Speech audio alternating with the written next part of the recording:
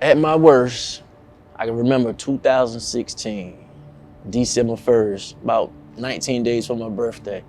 I was diagnosed with acute chest syndrome. I stayed in the hospital 12 days.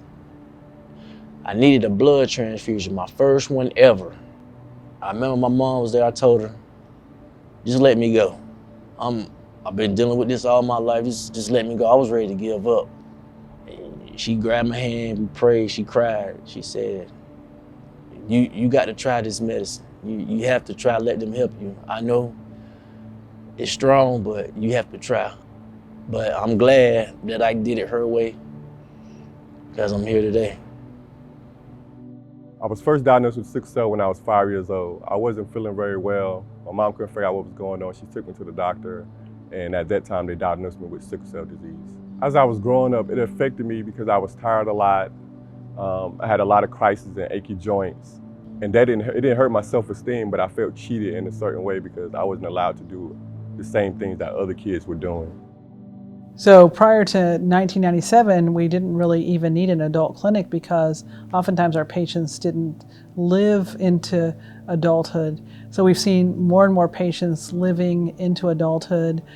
At the time when we first started the sickle cell clinic here, the only medicine we really had available was hydroxyurea, and now we have many new innovative therapies that we can use for patients. One day after I left my appointment, a doctor called me and said they're having a study to reduce the crisis. Would I like to be a part of it? I said, sure. Because I done went down a whole bunch of other roads and some stuff wasn't working for me. So I said, why not? Give it a try. It can't hurt nothing else.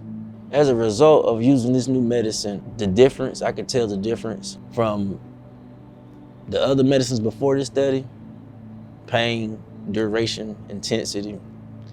This medicine, it dropped down levels. It's less painful and it's less intense. There are lots of new medications that have been through clinical trial, and some have even been approved by the FDA for adults and children. They're helping increase hemoglobin, they're helping reduce intensity and frequency of pain crises, and reducing the complication risks like acute chest syndrome. It's really rewarding to me to see patients who have participated in clinical trials and tried these new medicines that were having a lot of pain prior to these infusions, and they make the commitment, they come in once a month for their infusion, and it has made a significant difference. It just makes me really happy to see that we're finally putting a lot of energy into sickle cell disease management, and it's making a huge difference in the lives of these patients. When you agree to be in a clinical trial, you don't know at that time whether it's going to be beneficial to you or not. However, I think that what you're hopeful is that even if it doesn't benefit you, it will benefit other people that have the same disease. I will say that when we first started the original crizanlizumab study, one of the patients that agreed to do it was on the study, and she was randomized to either placebo or active medicine. She didn't know at the end of that study whether or not she had gotten medicine, but she was convinced because she felt better. And when the next study came along, she agreed to do it because she said that it made her feel so much better.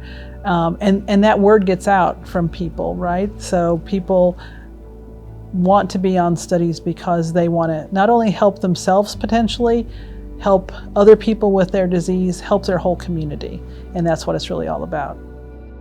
I think it's very important to keep an open mind when there comes new drugs and new therapies to help you with your sickle cell. And I'll be very open to that. I feel like I have an obligation and a responsibility to the younger generation to be disciplined, stay in community, and be open to new treatment therapies. I'm excited for my patients in the future of sickle cell disease because we are finally putting so much energy and resources into sickle cell disease management. I just am hopeful for a more universal cure by the end of my career in sickle cell.